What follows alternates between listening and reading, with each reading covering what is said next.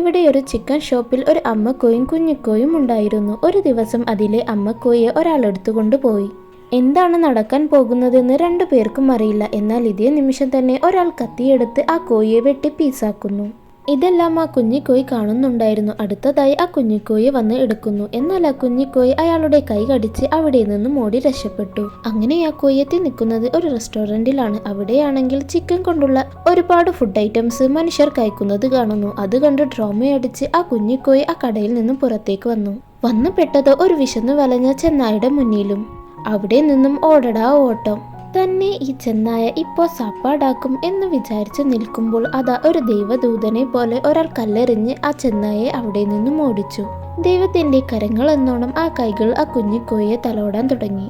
ആ തലോടലിൽ അവൻ കുറച്ചു നേരം മയങ്ങി. കണ്ണു തുറന്നു നോക്കിയപ്പോൾ ആ ദൈവദൂതൻ 32 പല്ലും കാണിച്ചുകൊണ്ട് കയ്യിൽ നല്ല മൂർച്ചയുള്ള 2 കത്തിയുമായി നിൽക്കുന്നു. സുഭാഷ് പിന്നീട് എന്ത് സംഭവിച്ചിട്ടുണ്ടാകുമെന്ന് നമുക്ക് ഊഹിക്കാവുന്നതേ ഉള്ളൂ.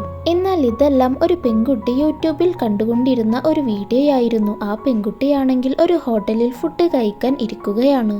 ഫുഡാണെങ്കിൽ ഉഗ്രൻ ചിക്കൻ മസാല ഷവായ.